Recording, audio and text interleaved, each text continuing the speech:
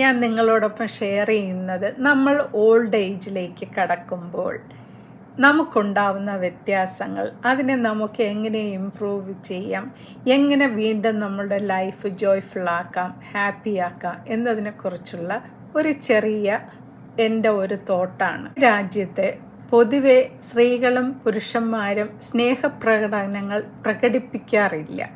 അതായത് അവരവരുടെ ഉള്ള ഇമോഷൻസ് പിടിച്ചമർത്തുകയാണ് ചെയ്യാറ്. അതായത് ഒരു കയ്യിലൊന്ന് പിടിക്കുകയോ തോളിലൊന്ന് തട്ടുകയോ അല്ലെങ്കിൽ കൈ പിടിച്ച് നടക്കുകയോ മുതലായ കാര്യങ്ങൾ ചെയ്യാൻ എല്ലാവർക്കും വലിയ മടിയാണല്ലേ. പക്ഷെ വിദേശ രാജ്യങ്ങളിൽ ഇത് ഒന്നും ആരും ശ്രദ്ധിക്കുന്നില്ല. കാര്യം ഇമോഷൻസ് പ്രകടിപ്പിക്കാനുള്ളതാണല്ലേ. നമുക്കൊരു വ്യക്തിയോട് സ്നേഹമുള്ളതിൻ്റെ ലക്ഷണമാണതല്ലേ. അത് ഏത് ഏജിൽ തന്നെ ആയിരിക്കട്ടെ, നമ്മൾ ചെറുപ്പക്കാരായിരിക്കാം, ടീനേജുകാരായിരിക്കാം, അല്ലെങ്കിൽ വാർദ്ധക്യത്തിലുള്ളവരും ആയിരിക്കാം. നമ്മുടെ ആൾക്കാരുടെ ഇടയിൽ ഒന്നീ റിട്ടയർഡ് ആയി കഴിഞ്ഞാൽ പൊതുവെ ഇമോഷൻസും കെയറിങ്ങും ഒക്കെ കുറച്ച് അനുഭവപ്പെടുന്നു അല്ലെങ്കിൽ കുറച്ച് പ്രകടിപ്പിക്കുന്നു എന്നുള്ളൊരു തോന്നൽ എനിക്കുണ്ടായിട്ടുണ്ട്. എൻ്റെ കൂടെ എൻ്റെ ഫ്രണ്ട്സും അറിയുന്ന ആൾക്കാരും ഇതിനെക്കുറിച്ച് സംസാരിച്ചിട്ടുമുണ്ട്. അപ്പോൾ നമ്മൾ എത്ര വയസ്സായാലും നമുക്ക് സ്നേഹം അത്യാവശ്യമാണല്ലേ ജീവിക്കാൻ. ഒരാളുടെ സ്നേഹം എന്ന് പറയുന്നത് അതിൻ്റെതായ ഒരു വോംത്തുണ്ടല്ലേ അതിന്. അച്ഛന് കൊടുക്കുന്ന സ്നേഹം വ്യത്യാസമായിരിക്കും, അമ്മയ്ക്ക് കൊടുക്കുന്ന സ്നേഹം വ്യത്യാസമായിരിക്കും, സഹോദരങ്ങളോടുള്ള സ്നേഹം വ്യത്യാസമായിരിക്കും, ഭാര്യയോടുള്ള സ്നേഹം വ്യത്യാസമായിരിക്കും, അതുപോലെ തന്നെ ബന്ധുക്കളോടും കുട്ടികളോടുമുള്ള സ്നേഹം വ്യത്യാസ തലത്തിലായിരിക്കും. പക്ഷെ ഒരു ഭാര്യയും ഭർത്താവും ആകുമ്പോൾ അവിടെ ഒരു മറവിൻ്റെ ആവശ്യമില്ല. കാര്യം നമ്മൾ ആജീവാനന്ദ കാലം വരെ അല്ലെങ്കിൽ നമ്മുടെ മരണം വരെയും ഒരുമിച്ച് കഴിയേണ്ടവരാണ്. അപ്പോൾ ആ സ്നേഹം നമുക്കെന്നും നിലനിൽക്കേണ്ടതാണ്. ഒരു വ്യക്തിക്ക് സ്നേഹം കിട്ടാതിരിക്കുമ്പോൾ അവരുടെ ജീവിതം ദുസ്സഹമായി തീരുന്നു. പരസ്പരം സംസാരിക്കാതെയും പരസ്പരം ഷെയർ ചെയ്യാതെയും കെയർ ചെയ്യാതെയും ചെയ്യുന്നൊരു ജീവിതം വളരെ ദുസ്സഹമാണ്. അതെന്താണ് അങ്ങനെ ഉണ്ടാവുന്നത്? വാർദ്ധക്യത്തോടടുക്കുമ്പോൾ പരസ്പരം അകന്ന് ജീവിക്കുക, 2 റൂമിൽ കഴിയുക, അധികം സംസാരിക്കില്ല, എങ്ങും ഒരുമിച്ച് പോകില്ല, ഒരു കാര്യം സ്പെൻഡ് ചെയ്യില്ല ഒരു കാര്യത്തിനും.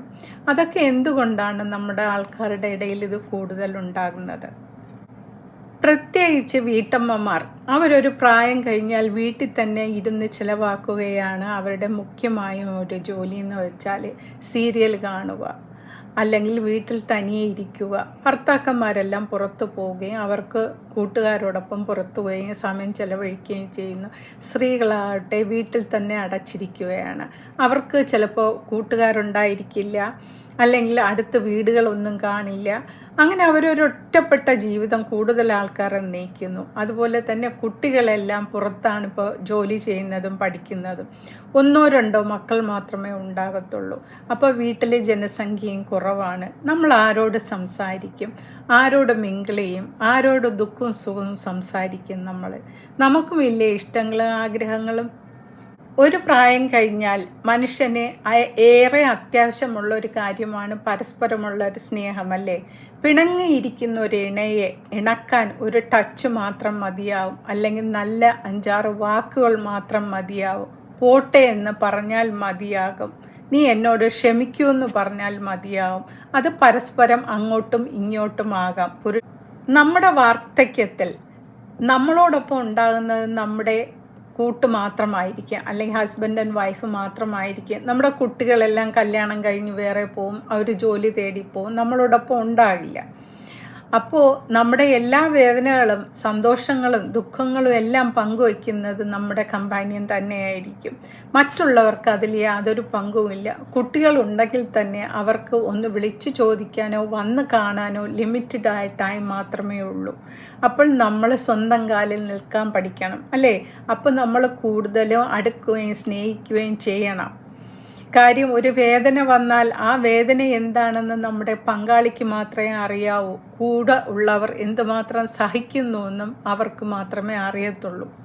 നമ്മൾ ആക്റ്റീവായിട്ടിരിക്കുക, നമുക്ക് ചെയ്യാൻ പറ്റിയ എക്സസൈസുകൾ ചെയ്യുക, നമ്മളെ കൂട്ടുകാരുമായിട്ട് പങ്കിടാൻ ചില നേരങ്ങൾ കണ്ടെത്തുക, കൂട്ടുകാരെ വിസിറ്റ് ചെയ്യുക, ഒരുമിച്ച് വല്ല ഫിലിം കാണാനോ വല്ല പ്രദർശനങ്ങൾക്കോ ഭാര്യയും ഭർത്താവുമായിട്ട് പോവുക, ചില പിക്നിക്കുകൾക്ക് പോവുക, ആർട്ട് ഓഫ് ലിവിങ് പോലെയുള്ള സംരംഭങ്ങളിൽ ചേരുക. അവിടെ എക്സസൈസ് ഉണ്ട്, യോഗയുണ്ട്, മെഡിറ്റേഷനുണ്ട്, ചെറിയ ചെറിയ കോഴ്സുകളും ഉണ്ട്, പ്രായമായവർക്കും എല്ലാവർക്കും ഉണ്ട്.